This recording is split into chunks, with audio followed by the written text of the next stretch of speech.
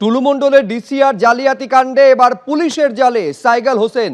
অনুব্রত মণ্ডলের প্রাক্তন দেহরক্ষী সাইগাল হোসেনকে গ্রেফতার করল পুলিশ। তদন্তে সাইগাল হোসেনের যোগসূত্র পাওয়া গিয়েছে। তদন্তে যখন চলছিল তল্লাশির সময় জিজ্ঞাসাবাদে সাইগাল হোসেন সদুত্তর দিতে পারেননি।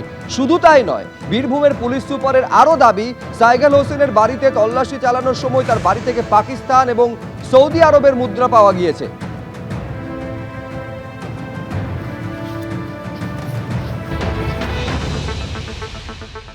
মোহাম্মদবাজার থানার যে কেস আছে অর্গানাইজ ক্রাইমের কেস, সেটার তদন্তের ক্ষেত্রে কিছু লিঙ্কেজে যে লিডস পাওয়া গেছিলো সেগুলোকে ওয়ার্কআউট করে ওনাকে জিজ্ঞাসাবাদ করা হয়েছিল, ওনার বাড়ির যে লোকগুলোকে। অ্যান্ড জিজ্ঞাসাবাদে যখন সন্তুষ্টভাবে কোনো সদুত্তর ওনারা দিতে পারেননি, তা ওদেরকে সাসপিসিয়াস এগুলো করে জেরা করে বোঝা গেল। তারপরে ওনাদের বাড়িতে সার্চ করা গেল, ওখান থেকে भी কিছু ডকুমেন্টস অ্যান্ড জিনিসগুলো পাওয়া গেছে যেগুলো যে অর্গানাইজ ক্রাইমের সঙ্গে লিঙ্কেজগুলোকে একটু প্রমাণ করছে। তারপরে সার্চ করার পরে ওনাকে জিজ্ঞাসা করার পর অ্যারেস্ট করা হয়েছে, বাদবাকি তদন্ত চলছে। এই কারেন্সি যেগুলো পাওয়া গেছে, কারেন্সির মধ্যে কি কোনো অন্য কোনো যোগ আমরা দেখছেন যে হ্যাঁ না, আছে ওখানে ইন্ডিয়ান কারেন্সি, কিছু ক্যাশ টাকা ছিল, তার সঙ্গেই কিছু খুব অল্প পরিমাণে ফরেন কারেন্সি ছিল। ওটা হ্যাঁ, আরব আর পাকিস্তানি কিছু কারেন্সি খুব অল্প সংখ্যা ছিল। সেটা আমরা ইনভেস্টিগেশন করে দেখছি কি আছে, কোথা থেকে এসছে, কেন এসছে, কি ব্যাপার আছে। অনুব্রত মণ্ডলের দেহরক্ষেরই কয়েকশো কোটি সম্পত্তি, পাবলিকের টাকা যারা খেয়েছে সেগুলো বের করতে হবে বলেন বিজেপি বিধায়ক তরুণ জ্যোতি তিওয়ারি।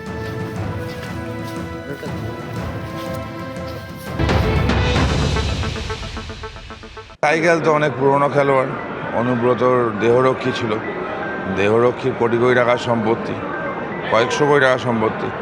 টুলু মণ্ডল, তার হিসাবও আমরা দেখলাম। এই হিসাব আগেও দেখেছিলাম আমরা, আরও বিষয়গুলো সামনে আসবে। সোজা হিসাব, পাবলিকের টাকা যারা খেয়েছে সেগুলো বের করতে হবে। আপনারা শুনলেন তরুণ জ্যোতি তিওয়ারি, তার বক্তব্য। সরকারি আইনজীবী কি বলছেন, কি বিভাস চট্টোপাধ্যায়ের বক্তব্য রাখবো আপনাদের সামনে।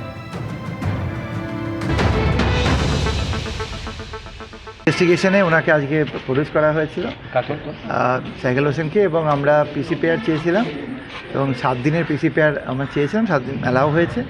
এবং উনি পরবর্তীকালে 23 তারিখে ওনার প্রোডাকশন আছে। আমি কোর্টে বললাম যে আমাদের ডিউরিং ইনভেস্টিগেশনে যেগুলো পাওয়া গেছে আপনারা শুনেছেন বোধহয়, তো ওই বেসিসে আমাদের ইনভেস্টিগেশনটা আগে এগোবে, তারপর দেখা যাক কী হয়। আমাদের ওনার বাড়ি থেকে প্রচুর ল্যান্ড ডিড পাওয়া গেছে, প্রায় 150-র কাছাকাছি। ইন্ডিয়ান কারেন্সি নোট পাওয়া গেছে 12 লাখ টাকার উপরে। প্রচুর পরিমাণে এই 700, 750, 800 গ্রামের কাছাকাছি একটা গয়না পাওয়া গেছে টোটাল। প্লাস ইন্ডিয়ান আরব এবং পাকিস্তানের কারেন্সি পাওয়া গেছে। এগুলো ইনভেস্টিগেশনে চলছে, দেখা যাক কী হয় আগামী দিনে ইনভেস্টিগেশন। আরব আর পাকিস্তানের কারেন্সিটা তো অনেকটা পরিমাণ না, সেটা ইনভেস্টিগেশনের পার্ট, কিন্তু আমরা যেটুকু ফরওয়ার্ডিংয়ে পেলাম বা যা পেলাম তার বেসিসে কোর্টকে জানালাম। আমাদের পিসিপিআরটা অ্যালাউ হয়েছে, এবার দেখা যাক কী হয়। অনুব্রত মণ্ডলের প্রাক্তন দেহরক্ষীর যোগসূত্র মিলেছে। এরপর হয়তো অনুব্রত বাবু, কাজল শেখ এবং ক্যামাক স্ট্রিটের যোগ পাওয়া যাবে। প্রতিক্রিয়া পুরমন্ত্রী অগ্নিমিত্রা পালের। টুলু মণ্ডলে 200-র উপর, 200-250 কোটির উপর সম্পত্তি, ইলিগাল সম্পত্তি, চুরি করা বাংলার মানুষের সম্পত্তি। তার সাথে অনুব্রত বাবুরও যোগাযোগ। এখন অনুব্রত বাবুর আত্মসহায়ক বা সিকিউরিটি বডিগার্ডের পাওয়া গেছে যোগাযোগ। এরপরে অনুব্রত বাবুর পাওয়া যাবে হয়তো, এরপর হয়তো কাজল শেখের পাওয়া যাবে, এরপর হয়তো আস্তে আস্তে ক্যামাক স্ট্রিট আর কালীঘাটেরও যোগাযোগ পাওয়া যাবে। এটা কি বিশ্বাস করা সম্ভব আমাদের পক্ষে যে 15 বছর ধরে 250 কোটির ওপর যেটা ধরা পড়েছে? এখন কি ধরা পড়েনি সেটা আমরা বলতে পারবো না। সেটা সেই সময়কার মুখ্যমন্ত্রী আর দল জানতো না? যার আন্ডারে আইবি, যার আন্ডারে সিআইডি, যার আন্ডারে পুলিশ, তারা জানতো না যে এই মানুষটা চুরি করে যাচ্ছে? ভাগ না পেলে কেউ চুপ করে থাকে? নিশ্চয়ই ভাগ পেয়েছেন, তাই জন্যই চুপ করেছিলেন। অর্থাৎ বুঝতে পারছেন যে এই ঘটনা নিয়ে ইতিমধ্যে রাজনৈতিক চাপানুতোর একেবারে তুঙ্গে উঠেছে। অগ্নিমিত্রা পালের বক্তব্য আপনারা শুনলেন। কুণাল ঘোষ তিনি বলছেন, ক্রমশ বোঝা যাচ্ছে কিছু মানুষ কেন ঋতব্রত তৃণমূলে চলে যাচ্ছে।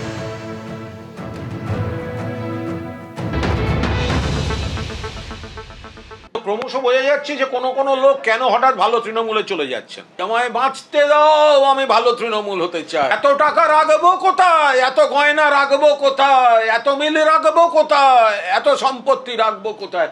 এই যারা গেছে ভালো তৃণমূলে তাদের বেশ কয়েকজনের ক্ষেত্রে তো এটাই প্রযোজ্য। এবার দেখতে হবে এই সাইগাল এত সাহস পেল কি করে, কাদের মদত ছিল। প্রত্যেকবার দেখা যাচ্ছে গ্রাসরুট অব্দি হচ্ছে এই সরকারের বীরত্ব। হ্যান কারেঙ্গা ত্যান কারেঙ্গা, তার পরের লেভেলে গিয়ে কুছ নেই কারেঙ্গা। আর এর আগে গরু পাচার মামলাতে গ্রেফতার হয়েছিলেন অনুব্রত মণ্ডলের প্রাক্তন দেহরক্ষী সাইগাল হোসেন। 2022-এর 9 জুন গরু পাচার মামলায় তাকে গ্রেফতার করেছিল সিবিআই। আসানসোল সংশোধনাগার থেকে তাকে দিল্লিতে নিয়ে যায় কেন্দ্রীয় তদন্তকারী সংস্থা, আর পরে সেই মামলায় জামিন পান সাইগাল হোসেন।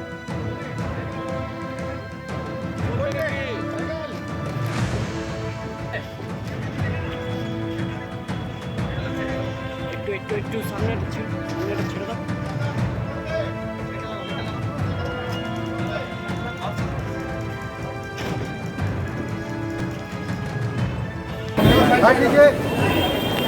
আরে হাঁটিয়ে না।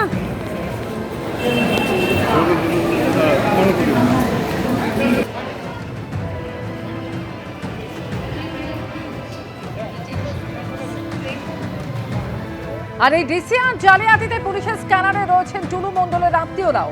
বোলপুরে টুলু মণ্ডলের 2 শ্যালকের বাড়িতেও তল্লাশি চালানো হয়। পাথর ব্যবসায়ী টুলু মণ্ডলের 2 শ্যালকের বাড়িতে যায় স্বর্ণকার। বোলপুরের রবীন্দ্র মিত্রি বাইপাসের ধারে মিঠু শেখের বাড়িতে পুলিশ পৌঁছয়। টুলু মণ্ডলের মতোই শ্যালক মিঠু শেখেরও প্রাসাদোপম বাড়ি রয়েছে। টুলু মণ্ডলের আরেক শ্যালক মিন্টু শেখের ফ্ল্যাটেও তল্লাশি চালিয়েছে পুলিশ। 2 বাড়িতে তল্লাশিতে উদ্ধার হয়েছে প্রায় 500 গ্রাম সোনা, এমনই পুলিশের দাবি।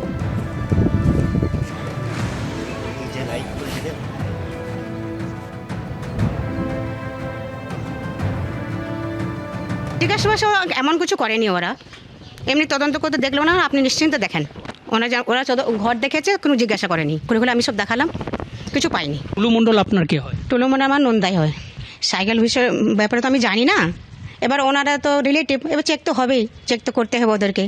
ও রিলেটিভ জন্য আমাদের বাড়ি সব চেক হচ্ছে।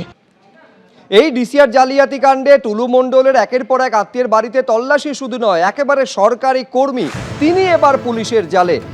একেবারে প্রবীর দাস, যিনি হচ্ছেন হেড ক্লার্ক ভূমি ও ভূমি সংস্কার দপ্তরের, তাকে গ্রেফতার করেছে পুলিশ এই জালিয়াতি কাণ্ডে। টুলুর সহযোগীদের ডায়েরি থেকেই হেড ক্লার্কের খোঁজ পাওয়া যায় বলে দাবি পুলিশের। তৃণমূল জমানায় ডিসিআর জাল করে 1000 কোটির জালিয়াতির অভিযোগ রয়েছে টুলু মণ্ডলের বিরুদ্ধে। কিন্তু এখনো খোঁজ মেলেনি মোহাম্মদ নাজিবউদ্দিন মণ্ডল ওরফে টুলু মণ্ডলের। ধৃত সরকারি আধিকারিক প্রবীর দাসকে 6 দিনের জন্য পুলিশি হেফাজতে পাঠিয়েছে আদালত। হ্যাঁ ওইদিকে একদম থাক, যাই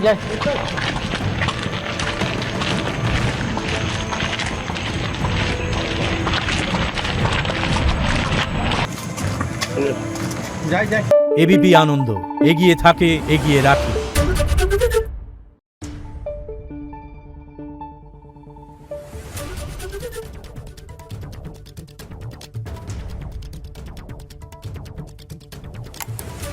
Thank you.